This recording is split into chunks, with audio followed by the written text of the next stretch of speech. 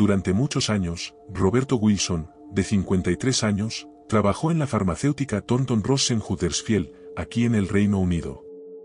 Cubría el turno de noche a cargo de la seguridad del recinto y, además, era realmente bueno en su trabajo.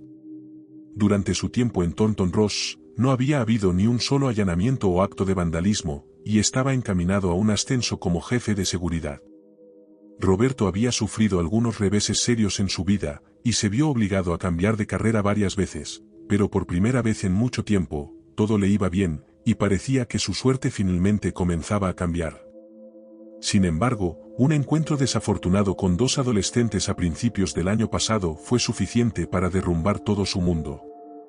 Aproximadamente a las 11 de la noche del 16 de enero de 2020, Roberto estaba viendo los monitores de seguridad en la oficina cuando notó dos figuras sombrías deambulando por el estacionamiento de la fábrica.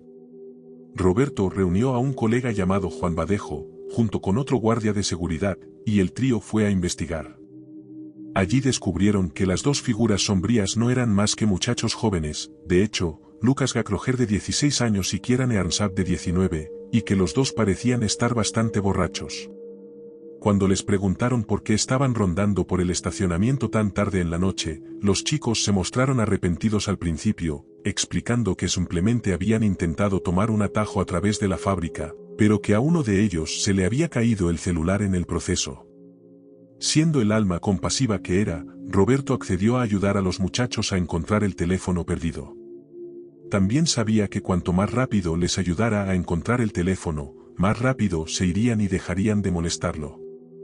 Roberto sacó su propio teléfono, encendiendo la linterna para ayudar a iluminar el oscuro estacionamiento y que el grupo pudiera encontrar el celular perdido. Al hacerlo, accidentalmente apuntó con la linterna en dirección a uno de los adolescentes, Kieran Earnshaw, quien en su estado de ebriedad, asumió que Roberto lo estaba grabando en vídeo y le exigió que apagara el teléfono. Confundido, Roberto le aseguró a Kieran que simplemente estaba usando la función de linterna, pero Kieran no le creyó y le exigió airadamente que se detuviera. En este punto, se intercambiaron palabras duras entre los dos y surgió una confrontación, pero Roberto nunca pudo esperar lo que seguiría. Kieran metió la mano en los bolsillos de su pantalón deportivo y sacó una espada de verdad. Aparentemente, se suponía que no era más que un adorno decorativo, pero Kieran se había tomado el tiempo de afilarla y aplicarle cinta de agarre al mango, convirtiendo lo que debería haber sido un adorno encantador en un arma letal. Comenzó a atacar a Roberto Wilson con la espada, cortándolo y golpeándolo con ella una y otra vez. Roberto levantó su mano derecha para defenderse, y se dice que el golpe que siguió le cercenó los 4 dedos de una sola vez. Juan Badejo observó con horror cómo los dedos ensangrentados de su colega caían al asfalto y corrió en su defensa. Bakiran fue rápido y vio la aproximación de Juan por el rabillo del ojo. Se giró, blandiendo la espada con fuerza en su dirección, cortando la gruesa tela de su chaqueta y hundiendo el acero afilado en su carne. Juan Badejo retrocedió, agarrándose la herida reciente, mientras Kieran volvía su atención hacia Roberto Wilson, quien para entonces estaba intentando alejarse arrastrándose, mortalmente herido. Kieran comenzó a acuchillarlo salvajemente de nuevo. Mientras los colegas de Roberto huían de la escena, el grito desgarrador de su amigo herido resonaba por todo el estacionamiento mientras corrían. El amigo de Kieran, Lucas, se unió al ataque, sacando un cuchillo de su chaqueta y comenzó a apuñalar al caído Roberto una y otra vez hasta que dejó de gritar. Las cámaras de seguridad habían logrado capturar cada segundo del ataque de principio a fin y los dos adolescentes fueron rápidamente localizados y arrestados por la policía de West Yorkshire. Bajo el consejo de sus abogados defensores, ambos se declararon culpables del asesinato de Roberto. Kieran Earnshaw fue sentenciado a cadena perpetua con un mínimo de 21 años y 140 días. Lucas Gakroger fue sentenciado a un mínimo de 16 años y 17 días. Kieran también se declaró culpable de infligir graves daños corporales a la segunda víctima, Juan Badejo, y Lucas se declaró culpable de posesión de un arma ofensiva. James Goddard, del Servicio de Fiscalía de la Corona Británica, dijo que este fue un ataque feroz y frenético contra un hombre inocente que simplemente estaba cumpliendo con su deber. Los dos adolescentes infligieron un nivel horrendo de violencia al señor Wilson, además de herir gravemente al señor Badejo.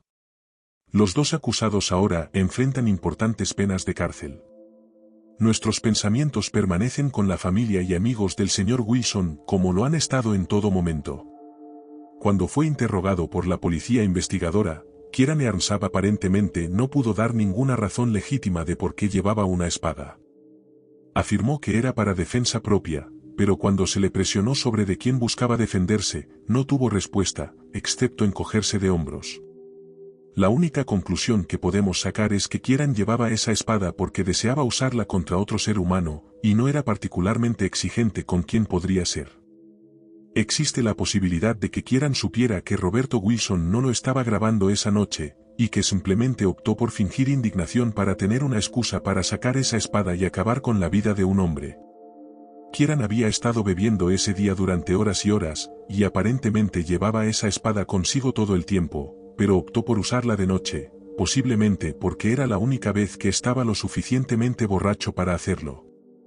Sin embargo, ¿no hay algo en la oscuridad de la noche que saca a relucir el lado más depredador y violento de un hombre?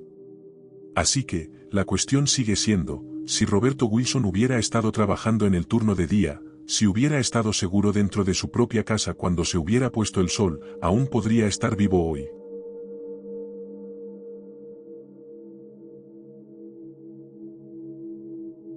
Llevaba unos 6 meses trabajando en el turno de noche en una gasolinera cuando esto sucedió. En general, me gustaba.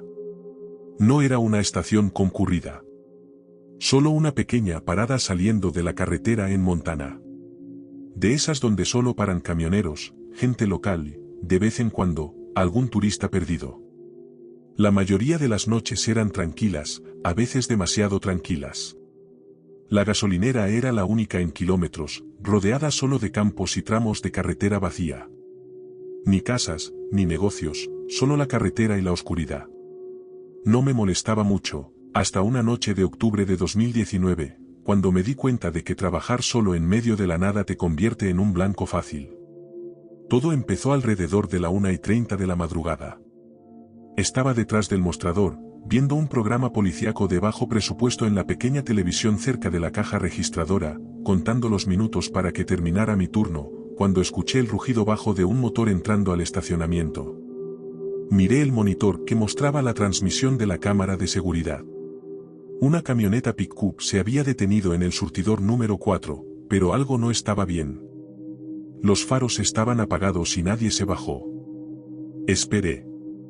Por lo general, cuando la gente para por gasolina, se mueve rápido, especialmente de noche. Pero esta camioneta simplemente se quedó ahí, en marcha lenta. Pasaron los minutos y seguía sin moverse. Pensé que el conductor solo estaba descansando, tal vez revisando un mapa o su teléfono. Pero entonces, mientras observaba, noté algo que hizo que un escalofrío me recorriera el cuello. ¿El conductor? Estaba mirando fijamente hacia adelante. Sin moverse. Traté de sacudírmelo de encima. Tal vez el tipo se quedó dormido. Tal vez estaba drogado. Aún así, era raro. Después de unos 10 minutos, salí, solo lo suficiente para asomar la cabeza por la puerta. El aire era frío y quieto, ese tipo de silencio que hace que cada pequeño sonido se sienta más fuerte. «Oiga, señor, ¿necesita ayuda con algo?», grité. No hubo respuesta. Di un paso adelante. El rostro del conductor estaba oscurecido por la sombra, pero podía ver la silueta de su cabeza. Seguía mirando fijamente hacia adelante, demasiado quieto. Algo en eso se sentía antinatural. Di un paso más, y entonces vi movimiento, cerca de los contenedores de basura justo al borde de las luces de la gasolinera. 2 formas, pegadas al suelo. Entrecerré los ojos, conteniendo la respiración. Al principio, pensé que tal vez era basura moviéndose con el viento. Luego las vi de nuevo. 2 hombres agachados, parcialmente ocultos detrás del contenedor de metal, observándome. Apenas tuve tiempo de reaccionar antes de que uno de ellos se moviera. No hacia la tienda. Hacia mí. Rápido. No pensé. No esperé. Me di la vuelta y corrí. Detrás de mí, escuché el raspar de botas en el pavimento. Cerré la puerta de golpe, cerrándola con llave justo cuando algo golpeó el vidrio. Una fracción de segundo demasiado tarde. Retrocedí tambaleándome, con la respiración agitada. Afuera, los dos hombres se habían levantado, ya no estaban agachados. Uno de ellos, un tipo alto con una chaqueta, sonrió. Como si fuera gracioso. Como si fuera un juego. El otro, ya estaba caminando de regreso hacia la camioneta. Y fue entonces cuando me di cuenta de que nunca iban a comprar gasolina. El conductor, aún no se había movido. Aún no me había mirado. Simplemente sentado ahí. Esperando. Uno de los hombres de afuera golpeó ligeramente el vidrio, como si quisiera que abriera. Luego, sin decir una palabra, se dio la vuelta y caminó hacia la camioneta. Observé, con el corazón latiendo con fuerza, mientras volvían a subir. El motor rugió, y luego simplemente se fueron. Sin prisa, sin acelerar a fondo, simplemente rodando lentamente de vuelta a la carretera, desapareciendo en la oscuridad. Como si no tuvieran ninguna prisa. Me quedé adentro hasta que terminó mi turno. No llamé a la policía. ¿Qué iba a decir? Un par de tipos se pararon afuera de mi tienda y se veían espeluznantes. Me convencí de que no era nada. Tal vez estaban borrachos. Tal vez estaban bromeando conmigo. Tal vez no era tan malo como parecía. Pero entonces, la noche siguiente, la camioneta regresó. Eran la 1:30 de la madrugada. Misma camioneta. Mismos surtidores. Mismos faros apagados. No iba a salir esta vez. Me quedé detrás del mostrador, con la mano sobre el teléfono, observando el monitor de seguridad. Y entonces sucedió algo aún peor. El teléfono de la tienda sonó. Salté. Lo miré fijamente. El identificador de llamadas mostró, desconocido. Contesté. Por un segundo hubo silencio. Luego una voz. Voz de hombre. Calma. Lenta. ¿Por qué no saliste esta vez? Clic, la línea se cortó. Me alejé del teléfono, con el pecho apretado. Revisé los monitores de nuevo. La camioneta se había ido. Sin luces traseras. Sin sonido. Simplemente desapareció.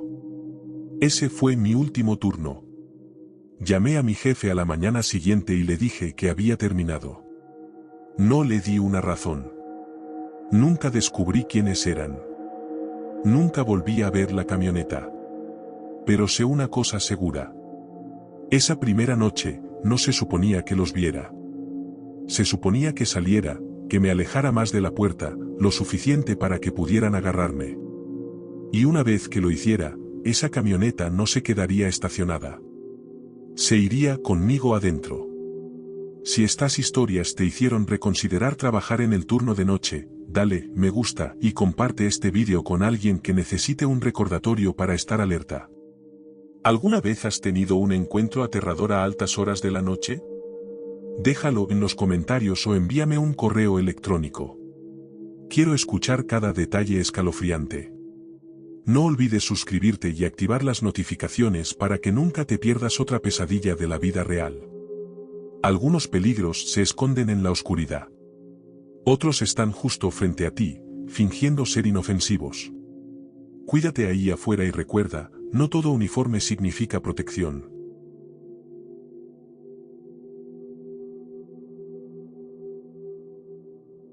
Curcio Pichón, de 40 años, trabajaba el turno de noche en una fábrica en un lugar llamado Puerto Seguro, en el estado de Nuevo Hampshire, adaptado a una ubicación genéricamente latinoamericana. Era guardia de seguridad y la fábrica era propiedad y estaba operada por Corporación Emprendedora, una compañía que manufacturaba partes plásticas para vehículos y maquinaria. Curcio había conseguido el trabajo gracias a su experiencia como oficial de patrulla en el Departamento de Policía de Concord. Disfrutaba su trabajo como policía, pero desafortunadamente se vio obligado a retirarse médicamente en 1994 debido a su diagnóstico de esclerosis múltiple, una condición que lo incapacitaba para usar un arma de fuego. Su retiro forzado lo sumió en una profunda depresión y aislamiento.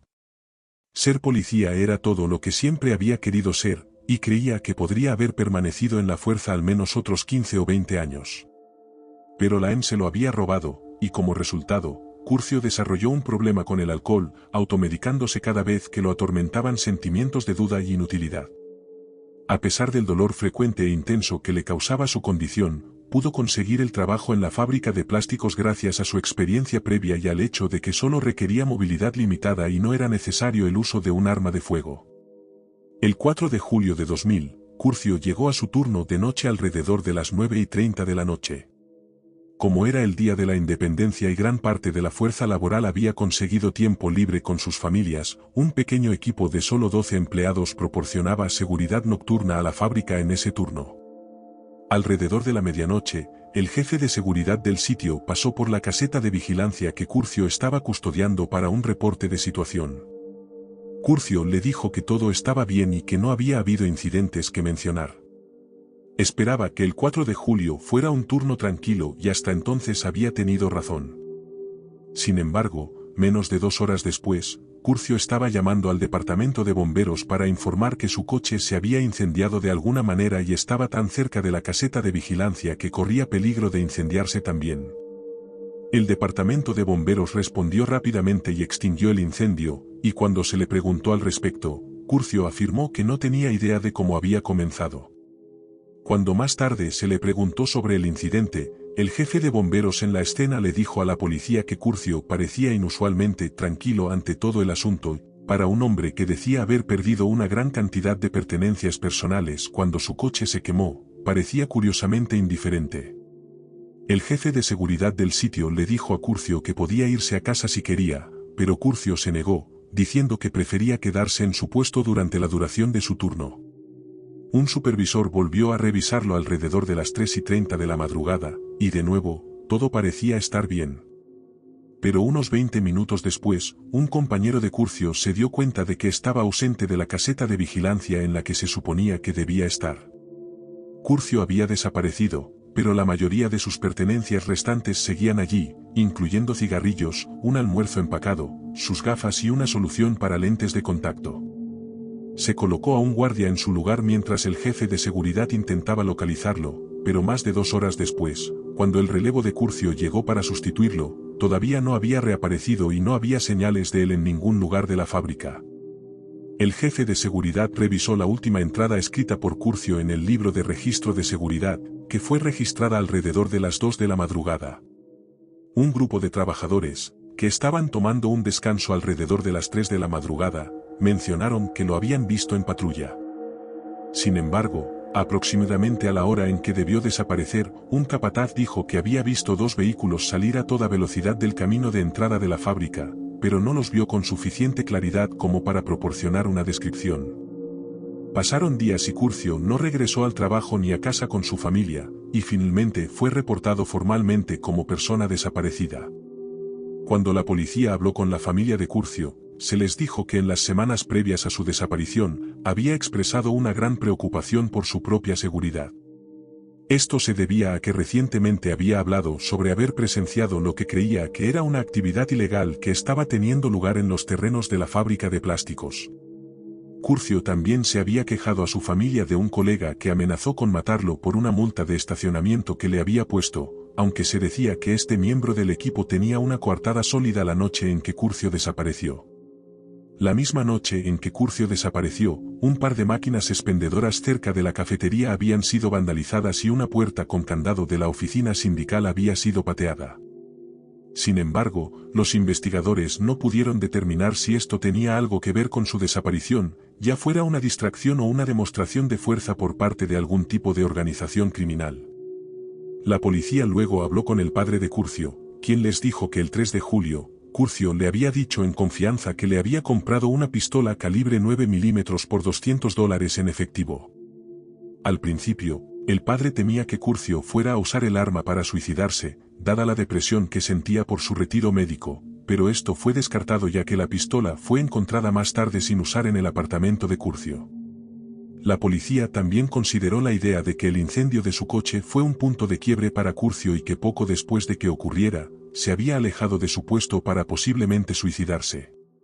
Pero dada su movilidad limitada, es muy improbable que haya llegado muy lejos, y una intensa búsqueda del área circundante no encontró ningún cuerpo. Los investigadores de seguros también notaron que aunque no parecía haber señales de gasolina u otros acelerantes alrededor del coche de Curcio, probablemente fue un incendio provocado. También descubrieron que Curcio había estado planeando comprar un coche nuevo esa misma semana, lo cual es sin duda una información curiosa, especialmente dada la calma que mostró ante la destrucción del vehículo. El destino de Curcio siguió siendo un misterio durante 8 largos años, con fuertes especulaciones de que había fingido su propia desaparición como resultado de su depresión severa.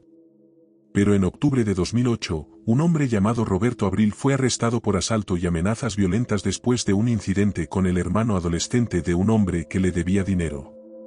Al parecer, Roberto Abril lo había abordado antes de decir: cuando vea a tu hermano, chico, le voy a cortar el cuello y nadie encontrará su cuerpo, como la persona desaparecida de Puerto Seguro. Sí, así es. Lo maté y tu hermano es el siguiente, y nadie encontrará ni una gota de sangre. Lo enterré en mi patio y tu hermano es el siguiente. Fue declarado inocente después de que el adolescente dijera en la corte que había mentido sobre el asalto, pero muchos sospecharon que hubo mucha intimidación de testigos. A pesar de escapar del castigo, estaba bastante establecido que Roberto Abril estaba involucrado en muchos tratos criminales con organizaciones más grandes con sede en la cercana ciudad de Boston. La persona desaparecida de Puerto Seguro que había mencionado bien podría haber sido Curcio, ya que uno de los pocos trabajadores que trabajaban en seguridad esa noche del 4 de julio de 2000 era Roberto Abril mismo. Existe la posibilidad de que estuviera tan interesado en hacer que el adolescente se retractara de su testimonio, no porque temiera una simple condena por agresión, sino porque se confirmó que el chico decía la verdad sobre las amenazas, entonces estaría implicado en la desaparición o asesinato de Curcio Pichón. La familia Pichón había establecido una línea telefónica anónima después de su desaparición, que recibió muy pocas llamadas durante el tiempo que existió. Pero poco después de que Roberto Abril fuera declarado inocente de agresión, alguien llamó a la línea de información y compartió información de que, justo antes de desaparecer, Roberto había sorprendido a un miembro del equipo de seguridad robando piezas de máquinas costosas del interior de la fábrica. Como amenazó con alertar a las autoridades sobre esto y se negó a ser intimidado por las amenazas de los criminales que dirigían los robos, fue asesinado. El denunciante luego le dijo a la línea de información que el cuerpo de Curcio estaba escondido dentro de la oficina sindical antes de que pudiera ser sacado más tarde, de ahí que la puerta hubiera sido arrancada de sus goznes esa noche. Luego fue cortado y enterrado en el patio trasero del asesino, lo cual, como sabemos, es una información que coincide con lo que supuestamente dijo Roberto Abril al adolescente al que amenazó. Actuando sobre esta información, la policía excavó el patio trasero de Roberto, pero no encontró nada. También buscaron intensamente en la propiedad del hermano de Roberto, pero de nuevo no encontraron nada. También se especula que Curcio descubrió a unos ladrones irrumpiendo en las máquinas expendedoras esa noche.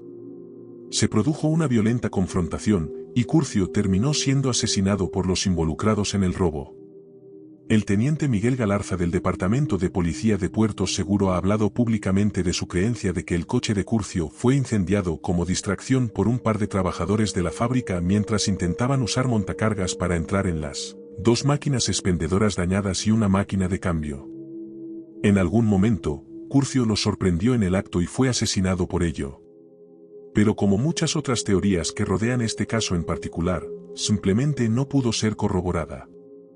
Si bien Roberto Abril sigue siendo el principal sospechoso, el nombre del segundo presunto autor nunca se ha hecho público, ya que la única evidencia en su contra no era más que rumores. De hecho, ni un solo arresto sólido se ha hecho jamás en relación con su desaparición. ¿Cómo es posible que la gente desaparezca tan fácilmente? Incluso en una época de cámaras de CCTV, teléfonos celulares y pruebas forenses, ¿cómo es posible que alguien simplemente desaparezca de la faz de la Tierra? Es una realidad aterradora que tal cosa sea muy posible. Que todo lo que tenemos que hacer es tomar un giro equivocado, encontrarnos con la persona equivocada en una noche oscura, o enfadar a alguien lo suficientemente desquiciado como para hacer algo de lo que podría arrepentirse. Pero tal vez no se arrepentirán. Tal vez dormirán como un bebé por la noche después de estrangularnos, apuñalarnos, luego cortar nuestros cadáveres y enterrarnos en concreto o arrojarnos a un río. Y ese es el mundo en el que vivimos. Uno donde la vida es frágil y aquellos que están dispuestos a quitársela se esconden a plena vista.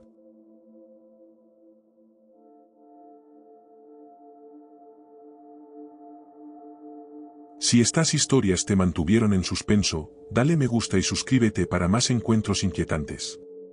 Activa las notificaciones porque no querrás perderte lo que viene a continuación. Mantente a salvo, mantente alerta y recuerda. Gracias por escuchar, y nos vemos en la próxima noche.